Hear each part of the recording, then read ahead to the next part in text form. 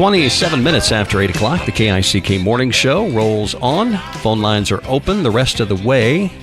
Andrew Crocker, political science instructor at OTC, is here, and we're going to dive into the Constitution here in a little bit.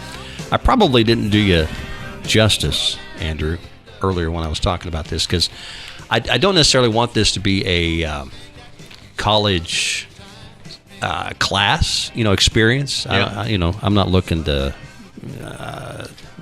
drone on and on. I want it to be educational, informative. There's lots about the Constitution I learned at one time but have forgotten. Yeah. There's things I never learned or understood. There's things that we just don't think about the Constitution anymore, or we've forgotten or never learned.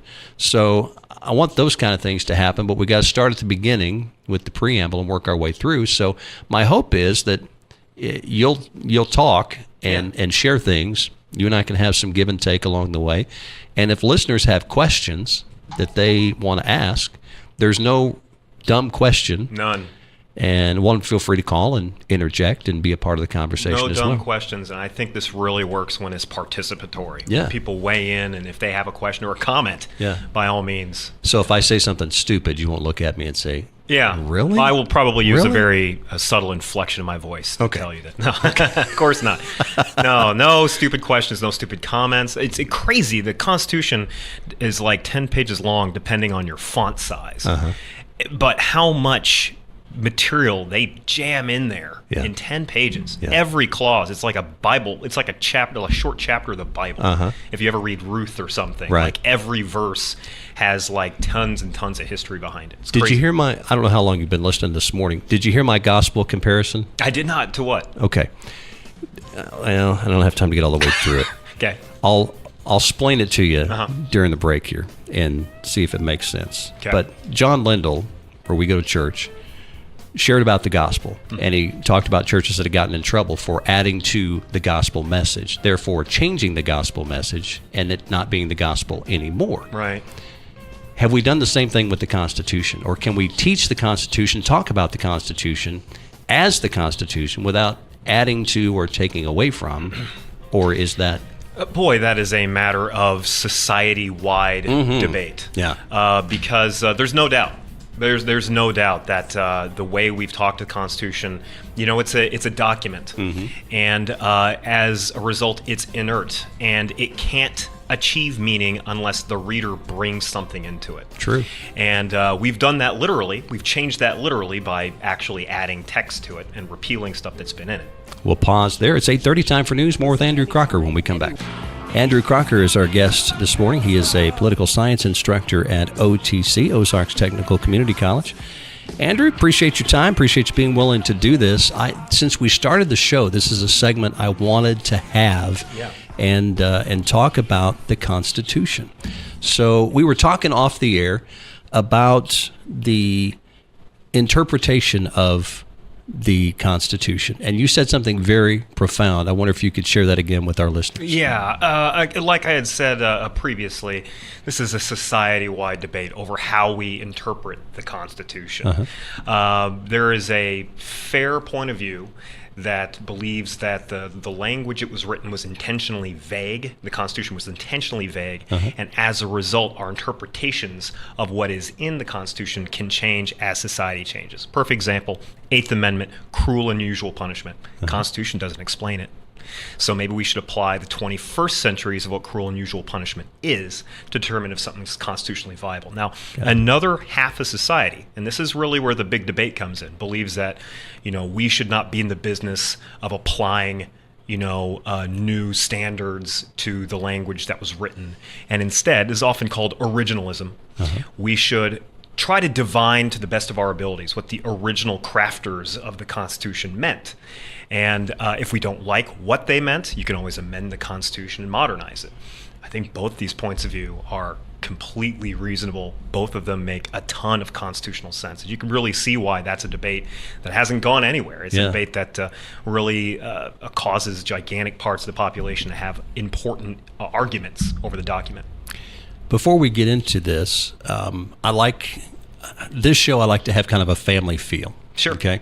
So I want our listeners to know who you are and background and get to know you a little bit. So what would you like our listeners to know about you, your family, your background, and how you got to this point in your life? Well, I am a father of two, but they are two girls under the age of 3. And they are both little blonde, blue-eyed angels. You don't stand a chance. No, I don't. Matter of fact, I didn't stand a chance with 2 legs. I'm currently injured and only on 1 leg.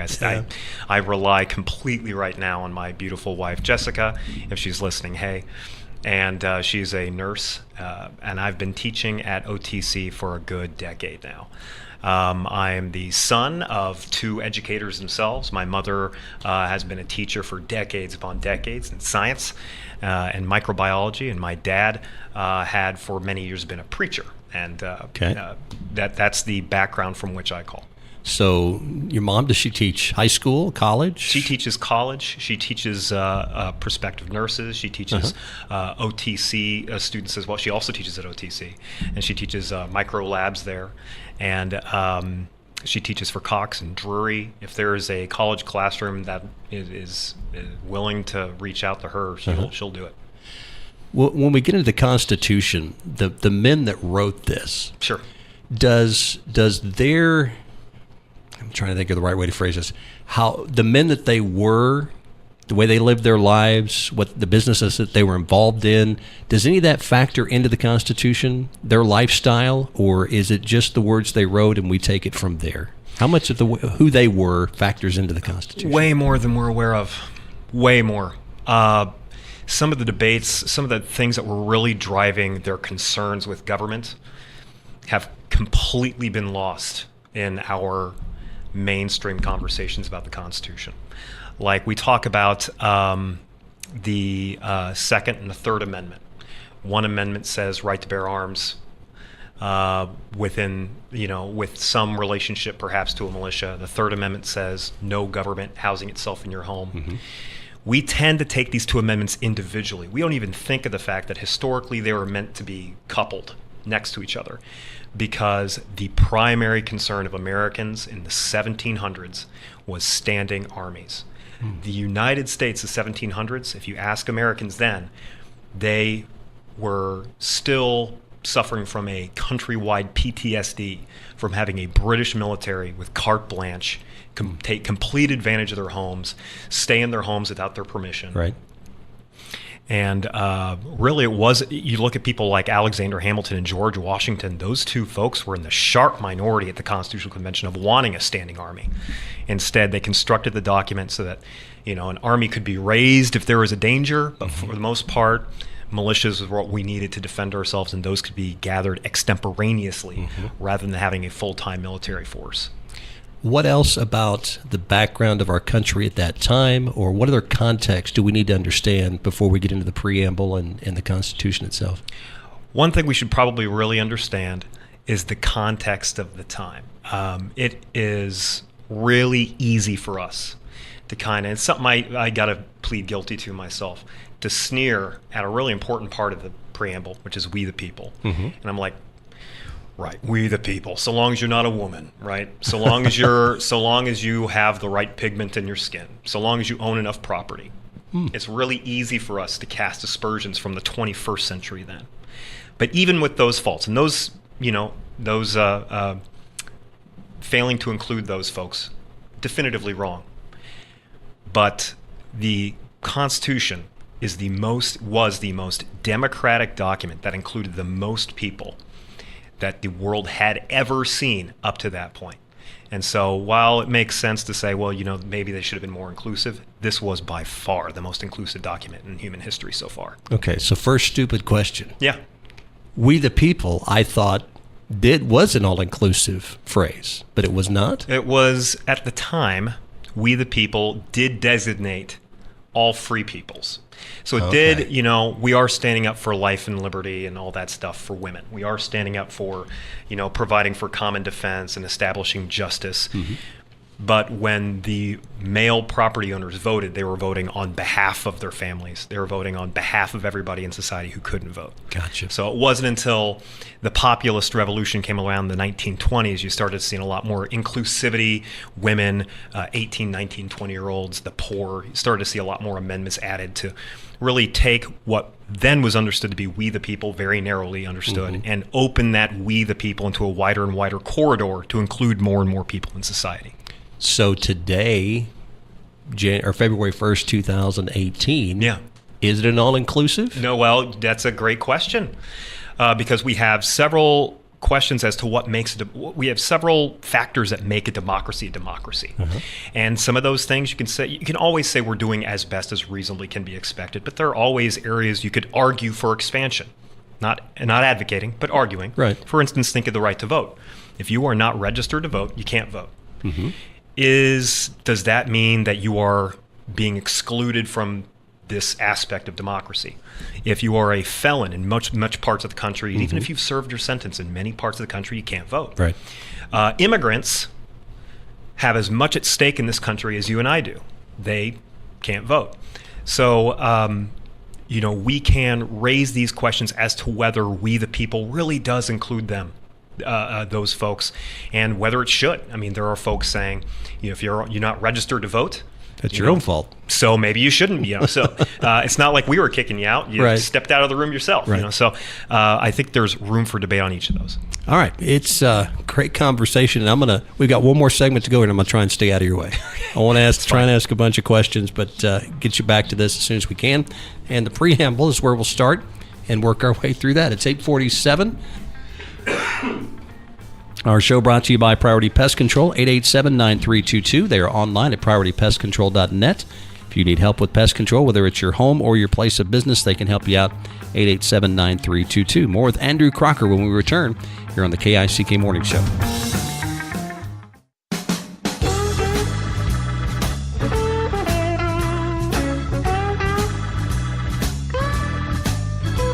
Some people listen to the KICK Morning Show while they shave and take a shower.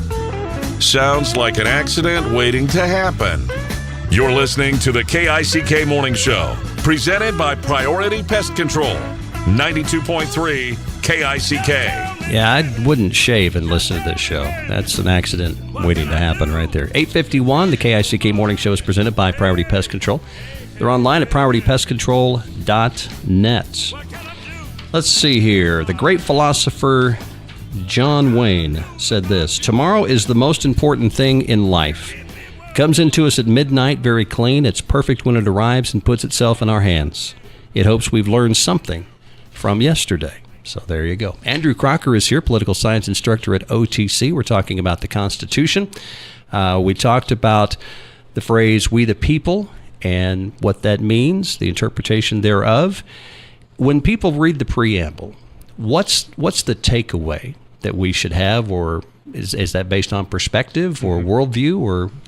Well, there's no doubt that part of it's aspirational, but there's also an extremely functional part as well. Let me start with the aspirational part. And the aspirational part is that we, the people of the United States, in order to do 7 different things, and it lists stuff like forming a perfect union, ensuring domestic tranquility, promoting general welfare, so on. Establishing this Constitution. As I was saying in a previous segment, it's really easy for us in the 21st century to sneer at the 18th century and say that we, the people of the 18th century, is very narrow. That is a fair criticism, but it's also not very historically sensitive. The Constitution at the time was the most democratic document the world had ever seen, including the Declaration of Independence. After the Declaration of Independence was written, it was just shipped off. The Constitution was written by a collection of people who were elected to go there by white men in America. However, the property requirement for voting these men in was dropped in many states. So again, even if you were really poor, you could vote. The people that went to the Constitutional Convention wrote it and then sent it back to the people themselves to ratify it. That had just never happened before.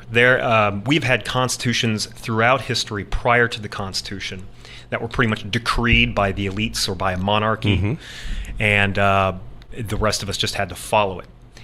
The Declaration itself was decreed by a collection of individuals, starting at the top with Thomas Jefferson. This was a document that was written and was decreed, but in order to be decreed, the people themselves had to vote it in. The world had never seen that before. And, the preamble really does show that the new government shall be formed not because a king has abused his power. There's nothing of that in the Constitution. There's that in the Declaration. You read the Declaration, it's a laundry list of why the king needs to be booted out. The Constitution says the country is formed. The preamble says the country is formed because the people want it to be formed. That's it. It's almost like the people spoke and light appeared from Genesis. Right. And in that regard, the people could also undo it. They could undo it tomorrow, and they could undo it popularly with the Constitution itself has the power to be its own undoing. They don't need abuses by the government. They don't need oppression. All they need is the willpower to want to do so. Okay, but can we really do that in today's society? If there was a popular movement to do so, theoretically, we could elect enough representatives to change the Constitution and ultimately to repeal, if you want to pass the 28th Amendment, which would say everything in the Constitution is kaput. You need 2/3 of the House and the Senate. Theoretically, we could send representatives who say, I will undo the... We kind of have a lot of people in there now say want to undo the government. Right. And then once that happens, it sends back to the people. You need 3/4 of the states to ratify. And so long as 3/4 of the states ratify, Constitution's undone. Is that the Constitutional Congress that we keep hearing about? Is that the right phrase? No, when it's sent back down to the states, each state has its own way of voting. It'll probably be those states' own Congresses. Gotcha. Yeah. The ratification process, my mind went back to how different it was then. You didn't have different news channels and cable news and the internet and social media and a way to disperse all this mass information and get instant feedback. How long did the ratification process take? Because they had to travel by horseback back to where they lived and go through the process. Everybody grapple with this and get it back. How long did it take? Well, that's such a great question. So the Constitutional Convention was convened 1787. And it wasn't until, I want to say, 1791. It took about 4 or 5 years for all the states that for 9 states to sign on. And man, I'm hoping I'm getting the years on that right. But it took a relatively compact amount of time, something that would be like a modern administration.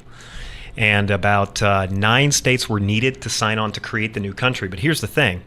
Of the states that signed on to the Constitution, only the states that signed on would be governed by it.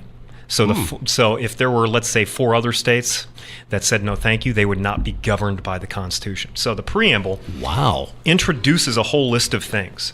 This Constitution was written to form a perfect union, establish justice, ensure domestic tranquility, provide for the common defense, promote the general welfare, secure the blessings of liberty to ourselves and our posterity and our children. And that's quite a list there. Yeah. And that's a sales pitch to the states that are wavering, saying, if you want all these things, buy in. And there were 2 holdouts. It was North Carolina, kind of a southern state.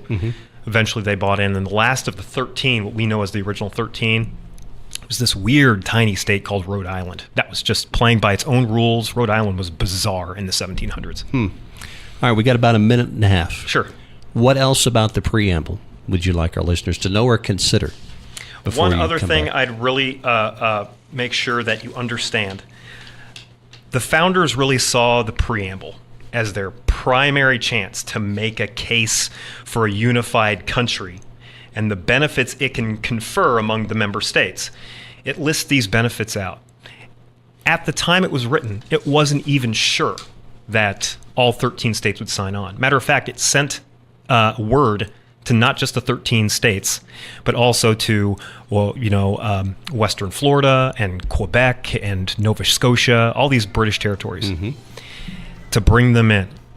They weren't sure they were going to get all 13 states. And when Washington was sworn in to be president, he only had 11 of the 13 states. Wow. So the preamble was the first and final sales pitch saying, join us, please, and our country will be stronger for it. We live here today, and we take so much for granted. And, I mean, you've opened my mind historically to a lot of things I'd forgotten, as I said, or never even knew or understood. So I appreciate the perspective and the insight this morning. Thank you. Thank you for bringing me on. Hey, look forward to it. We'll have Andrew back the first Thursday of each month, so March 1st he'll be back. And if you've got questions or things you'd like him to address, you got an email address? Email me at crockera@otc.edu. Okay. He can have those ready next time he comes in, or you can email us here as well, kickmorningshow@gmail.com. It's 9 o'clock.